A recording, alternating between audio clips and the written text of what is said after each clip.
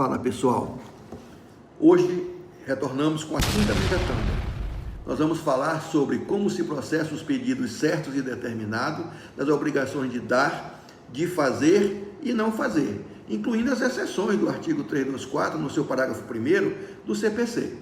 Também abordaremos o raciocínio jurídico das obrigações líquidas e ilíquidas e os processos de liquidação. Primeiro, vamos começar pelos pedidos certos e determinados das obrigações de dar, fazer e não fazer.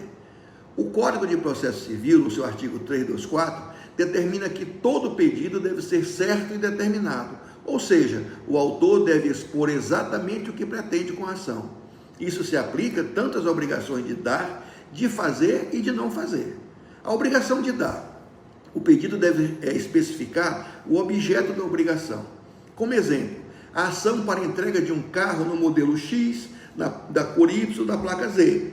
Se a entrega não for cumprida, pode-se converter a obrigação em perdas e danos.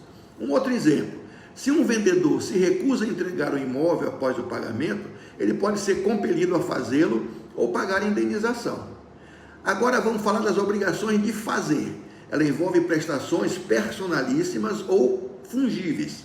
Um exemplo é a ação de obrigação de um engenheiro ter que assinar um laudo pericial. Em caso de descumprimento, pode-se fixar multa ou determinar a execução por terceiros. Um outro exemplo, um fornecedor que se recusa a instalar um equipamento, podendo ser compelido judicialmente. As obrigações de não fazer, ela implica na proibição de uma conduta. O exemplo é a proibição da construção de uma área protegida. Se descumprida, pode haver demolição ou conversão em perdas e danos. Um outro exemplo, um vizinho que constrói acima dos limites legais, desrespeitando uma sentença judicial. Agora vamos falar das exceções ao pedido certo e determinado, no artigo 324, no seu parágrafo 1º.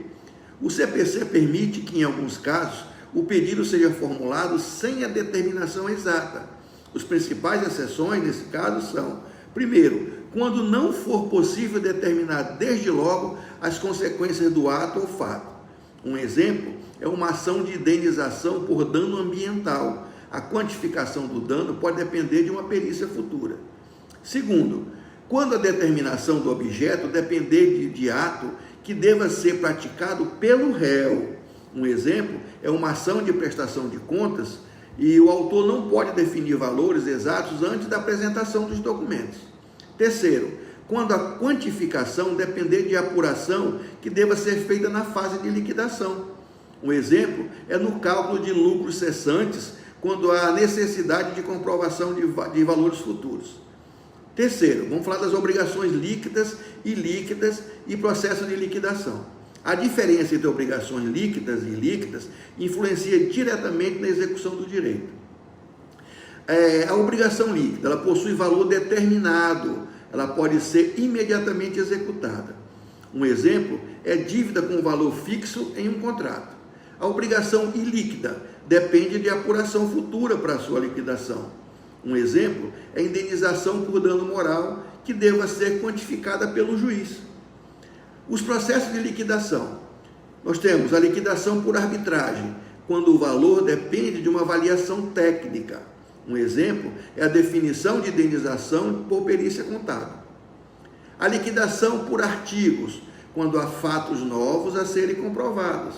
Exemplo, cálculo de comissões devidas a um vendedor em um contrato verbal. E terceiro, a liquidação por cálculo, quando a obrigação pode ser apurada com simples operação matemática. Um exemplo que a gente pode dar são cálculos de juros sobre dívida reconhecida judicialmente. Com isso, entendemos que os pedidos certos e determinados garantem segurança ao processo, enquanto as exceções previstas no Código de Processo Civil permitem ajustes necessários quando a determinação imediata é impossível. Espero que essa explicação tenha ajudado. Obrigado mais uma vez pela atenção e até a próxima megatanda.